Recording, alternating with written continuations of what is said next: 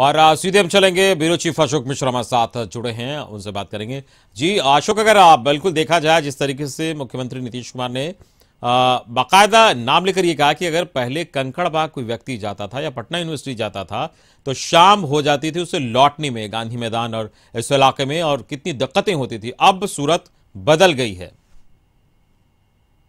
बिल्कुल, देखिए राजधानी पटना का ये हाल था कि यहाँ एक तो अच्छी सड़कें कम थी और जो सड़कें थी वो उसमें जाम की स्थिति ऐसी रहती थी कि जिस पर आप कह सकते हैं कि समय के अनुरूप आप उस जगह पे नहीं जा पाते और 2 से 4 किलोमीटर जाने में भी भयंकर जाम का सामना करना पड़ता था और कई घंटे लग जाते थे। खास करके पटना जंक्शन से लेकर के कंकड़बाग तक अगर किसी को जाना होता था तो उसमें कई घंटे जाम में फंसे लोग रहते थे। मुख्यमंत्री ने इसीलिए इसका जिक्र भी किया है कि चूँकि मुख्यमंत्री का एक तरह से संबंध कंकड़बाग से भी रहा है और मुख्यमंत्री ने कहा कि क्या स्थिति थी पटना की कि लोग अगर कंकड़बाग जाते थे तो वहाँ से अगर जा कर के फिर उन्हें लौटने की स्थिति होती थी तो शाम हो जाती थी, यानी भर दिन में 10 किलोमीटर आने जाने में भी लोगों को आप कह सकते हैं कि लग जाता था। तो ऐसी परिस्थिति में राजधानी पटना की जो सड़कें थी वो हर समय जाम में रहती थी और सड़कों पर जब जाम रहता था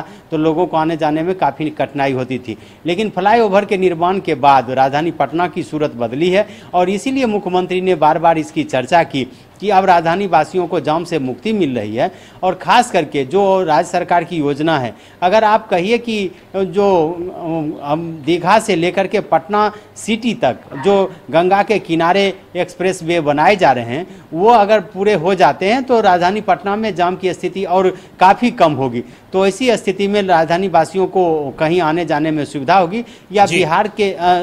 दूसरे इलाके से भी जो लोग राजधानी पटना पहुंचेंगे वो सही समय पर अपने गंतव्य तक पहुंच पाएंगे। तो मुख्यमंत्री ने इसकी चर्चा इसलिए की है कि चूंकि उन्होंने कहा कि मेरा जन्म भले बख्तियारपुर में हुआ लेकिन मेरा बचपन और पढ़ाई लिखाई हमारा पटना में ही बीता है, तो पटना की जो स्थिति थी उससे हम पूरी तरह वाकिफ थे। और ख़ास करके अशोक राजपथ का जो इलाका था, चूँकि इंजीनियरिंग कॉलेज के छात्र रहे, पटना विश्वविद्यालय के छात्र रहे हैं नीतीश कुमार, तो उन्होंने कहा कि हम पैदल ही इस इलाके से गुजरते थे। बिल्कुल, उनको पूरा इसका आइडिया था और इस तरीके से उन्होंने